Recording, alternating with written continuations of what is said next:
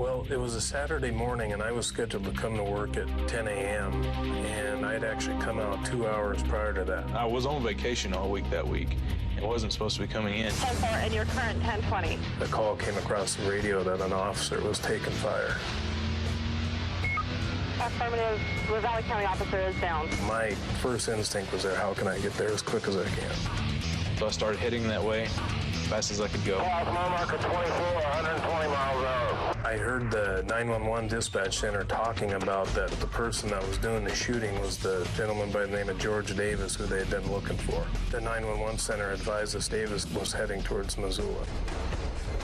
When I got to about halfway there, I saw the car It was a tan sedan, a brown sedan. come across the center lane and get into my lane, facing me head on. It was apparent right from the onset who it was. Headed northbound from Trader Brothers. I'm in pursuit. The fight was on. Well, I saw a brown sedan coming towards me. I started to slow down, and I'm thinking, is this him? Is this him?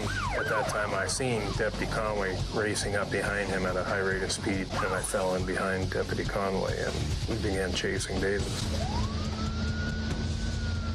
So now all three of us are traveling northbound on U.S. Highway 93. Interstate, stay westbound, light traffic, 110 miles an hour. He had a fast car, and he was actually pulling away from us. So you don't have the power. Just not having the power. This guy was outdistanced me. Jason asked to pass. You want me to switch with you? We get a straight stretch. So I yielded and he went around. After I passed Conway, I reached some pretty good speeds to catch up to him. I probably wouldn't have done it on any other typical pursuit, but this wasn't typical. He just shot a cop, and he wasn't going to get away. Then finally, this guy slammed on the brakes.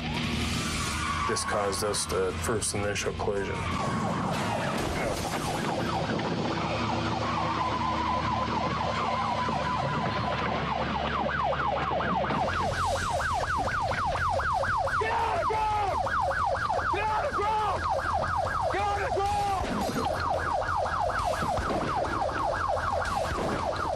I remembered looking at his muzzle blast and thinking, I'm dead. I came around the curve. I was probably half a mile or so behind Jason when this wreck happened. I ducked down behind my trunk, and every time I popped my head up a little bit, he would fire another round. And I just wanted to kill him. I wasn't going to let him kill me before I killed him. I left my cover and fired 2 good shots at him. I had a pretty good aim on him. Unfortunately, I did not hit him. I pulled right up into the middle of it, trying to use Jason's car as best I could for cover. Davis retreated. This time, Davis is getting into his car and trying to drive away. I just couldn't fathom that he was driving away. We'd just been in what I saw was a pretty significant collision.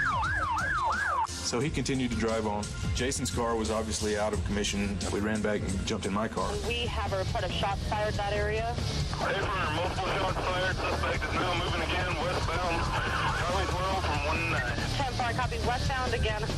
We were still in speeds far in excess of 100 miles an hour. Units are covered westbound from mile marker 9, westbound towards Idaho. He came around the corner about a half a mile from the state line. Does Idaho have anyone in the area? Idaho's got several headed that way. I'm trying to get their current location. I see the Idaho State Police officer with stop sticks across the road. I could see the spikes laying across the road. They're coming!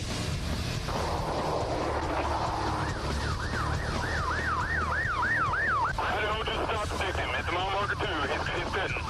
Davis went over those, and his car went out of control and then slid sideways in the road. I remember seeing his gun pointing straight at us again. I could see the shots coming right at me. I leaned out my passenger window and was able to fire one more round at him. It was all happening in slow motion in my mind. So I just gassed my car as hard as I could. In the process, I broke my leg, and I had a bunch of glass shards in my eye, and I was kind of taken out of the fight at that point. I jumped out of the car. As I'm getting out of the car, I'm drawing my handgun. And as soon as my front sight settled on his left eye, both of his hands were up. At that point, I had made the decision that the fight was done. Eventually, we cuffed him. We just had him stick his hands out the window because his passenger side window was broken out. Cuffed him in the front and pulled him out of the car. It was my job to provide first aid to him.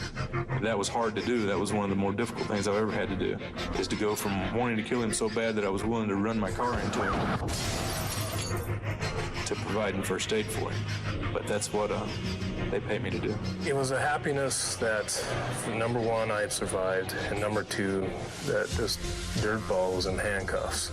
I knew he wasn't ever going to hurt anyone again. Davis received 11 life sentences for his crimes, one of the longest prison terms in Montana state history.